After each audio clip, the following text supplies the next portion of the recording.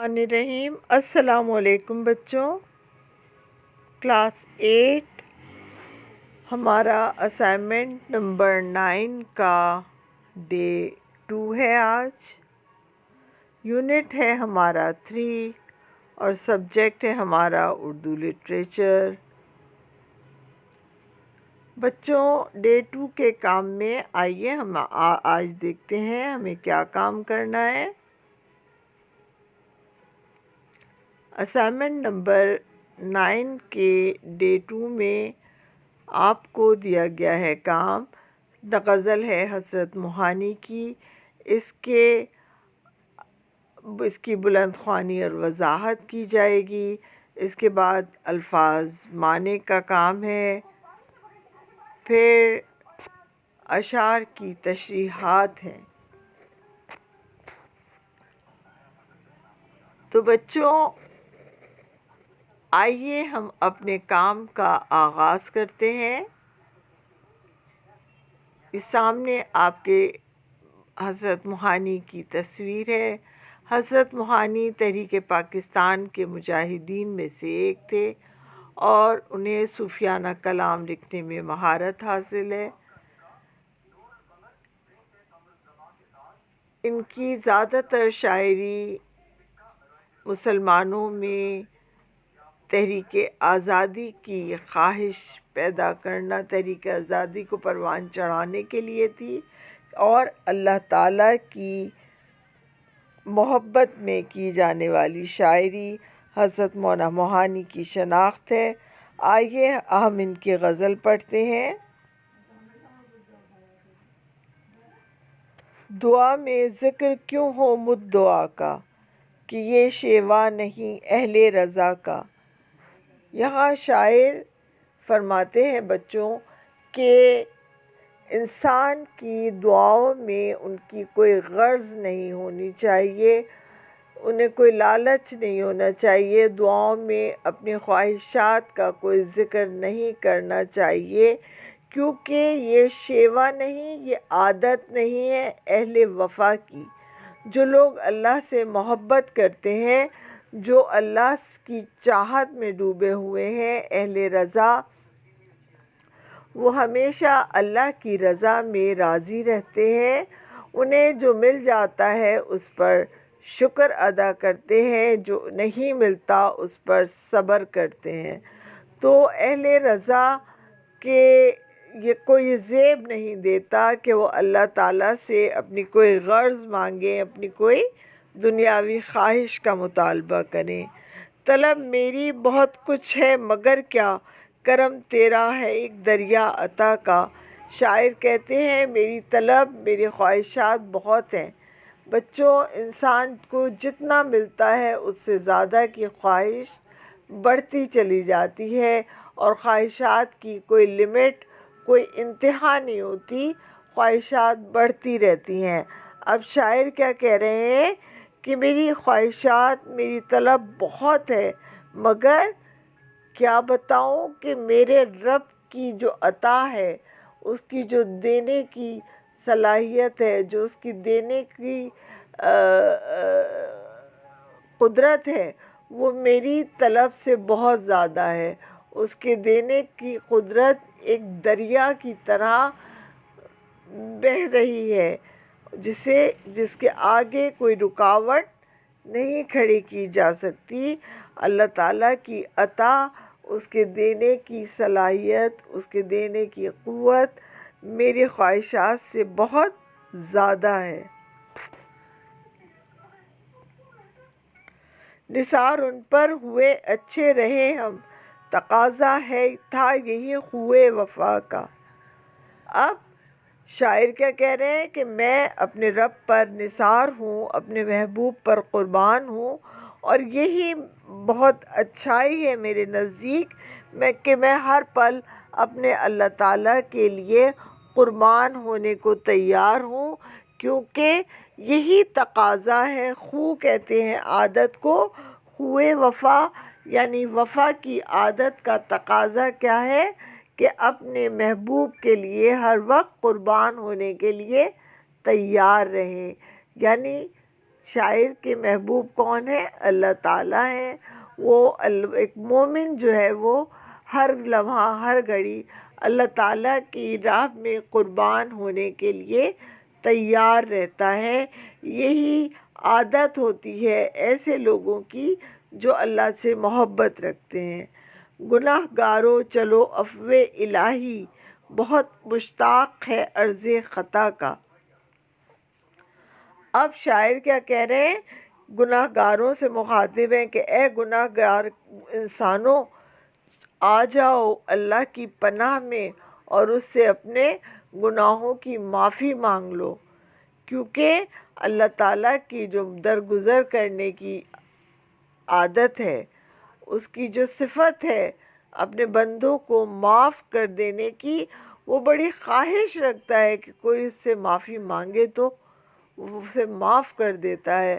اللہ تعالیٰ ہمیشہ اپنے بندوں کی خطاؤں کو معاف کر دینے کے لیے تیار رہتے ہیں۔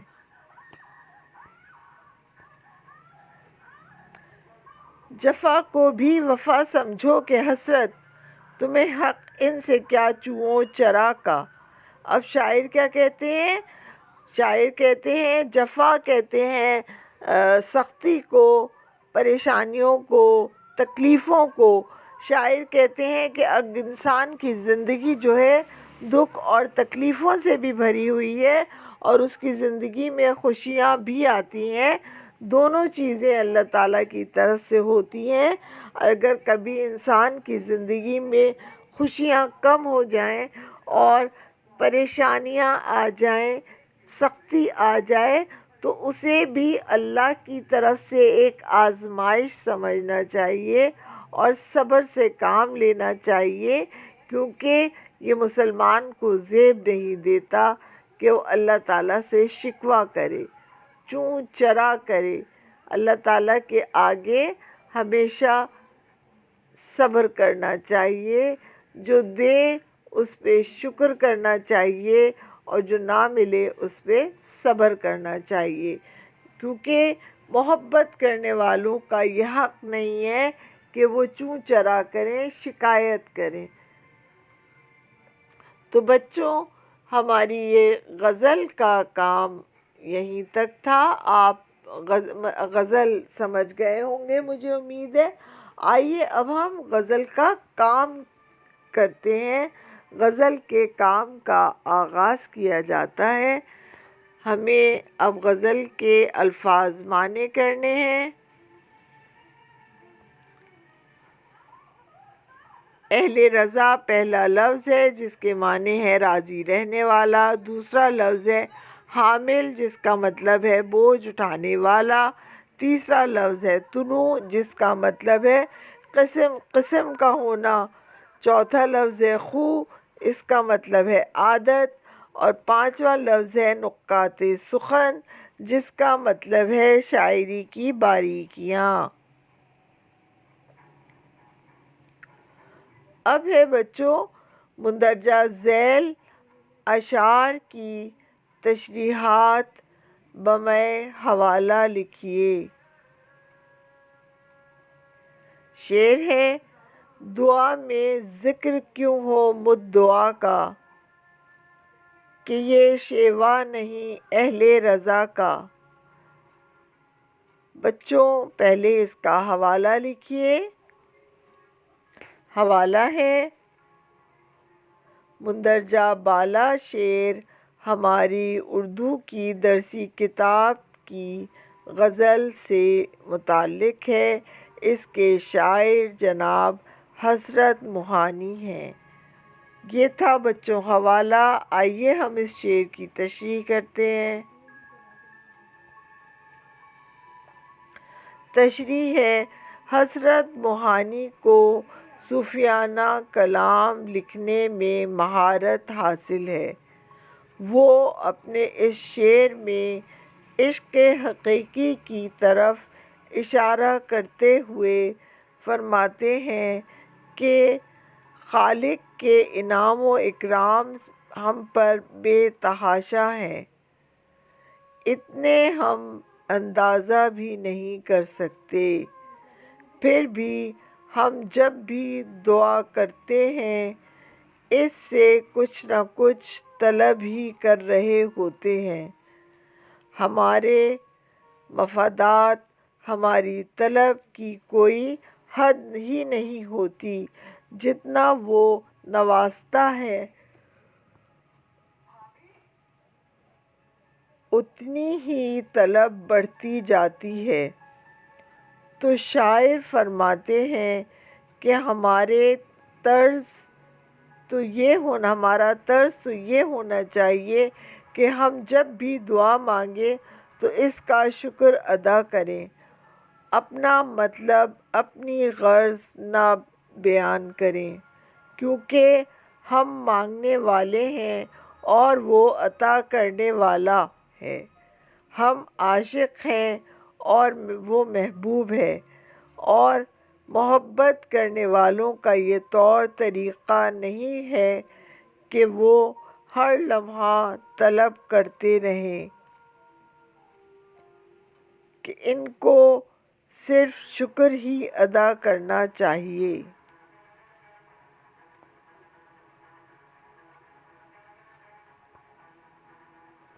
دوسرا شعر ہے بچوں، جفا کو بھی وفا سمجھو کہ حسرت، تمہیں حق ان سے کیا چوں چرا کا۔ تشریح ہے،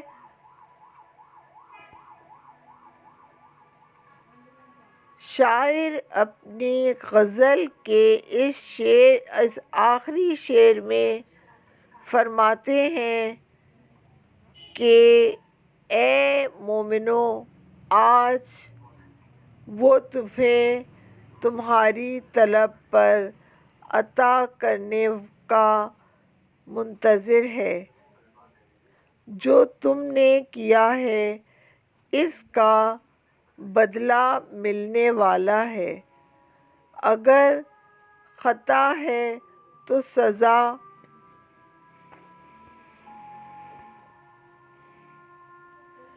کے منتظر رہو، اگر اچھائیاں کی ہیں تو ان کا اچھا بدلہ ملنے والا ہے۔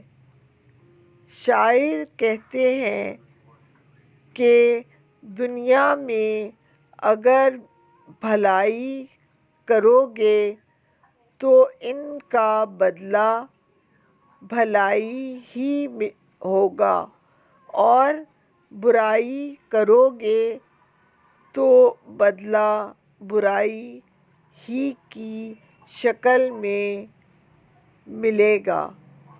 تو اے مانگنے والوں، تمہیں اس نے جتنا بھی دیا ہے تم نے اس پر شکر ادا نہیں کیا، بلکہ ہر لمحہ، ہر گھڑی طلب ہی کیا ہے، اور وہ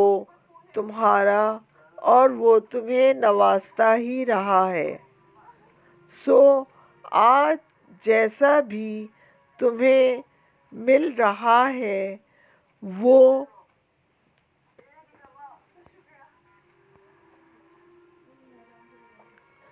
تمہارے ہی اعمال کا نتیجہ ہے، تم اس پر بھی شکر ہی ادا کرو، کیونکہ تمہیں کسی بھی قسم کے اعتراض کا کوئی حق نہیں ہے۔ بچوں، ہمارا اسائنمنٹ نمبر 9 کے ڈے 2 کا کام یہاں مکمل ہوتا ہے۔ اگلی کلاس تک کے لیے مجھے اجازت دیجیے۔ اپنا بہت خیال رکھیے گا۔ اللہ حافظ۔